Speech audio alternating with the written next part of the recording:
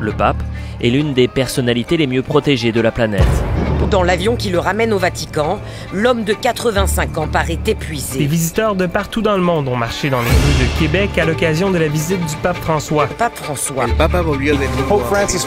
faut dire que ce voyage au Canada, le 37e depuis son élection, a été particulièrement éprouvant. Le souverain pontife devrait leur présenter les excuses de l'Église pour le scandale des pensionnats. Ce que je retiens de la visite du pape, en fait, c'est bien simple. C'est une équipe de feu qui a fait la différence pour un événement qui était unique. Moi, ce que j'ai le plus aimé, c'est la supervision avec les autres superviseurs, le travail d'équipe.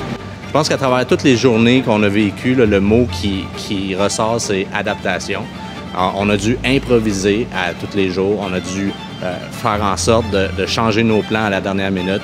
Et évidemment, l'aéroport de Québec pour le départ de la délégation le vendredi. On parle de fouilles de bagages et fouilles de personnel de la délégation. Donc, en gros, la visite du pape, c'est de sécuriser les accès. Ce qui était particulier ici, c'est que de Québec à aller jusqu'au Mont-Saint-Anne, tout était bouclé. Le plus gros défi au niveau de cette visite papale-là, évidemment, la mobilisation des ressources dans un court délai.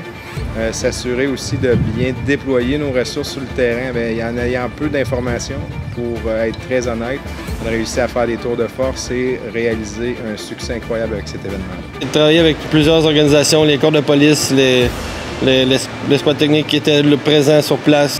Que ce soit avec la police, que ce soit avec le GRC, les services secrets. Avec la sécurité qu'il y avait là, qui englobait le site au complet. Nous, on était vraiment sur le site extérieur. Évidemment, ça n'a pas été facile. À chaque jour, les plans changeaient. Puis c'est pas la faute de l'organisation, c'est pas la faute de personne. En fait, c'est ça qui arrive quand on travaille avec beaucoup d'entités différentes. Chacun a ses propres défis à relever, puis on doit s'adapter. Puis je pense que c'est ça qui fait la force chez Best, c'est de pouvoir s'adapter à des situations qui sont pas toujours optimales, mais qui, en bout de ligne, ont fait en sorte qu'on arrive à délivrer là, aux clients le travail qui doit être fait. Bien, en fait, je pense qu'une visite de cette notoriété-là n'arrive pas souvent dans une vie. La dernière fois, ça remontait en 84, donc on est en 2022. C'est quelque chose que rarement les gens peuvent vivre.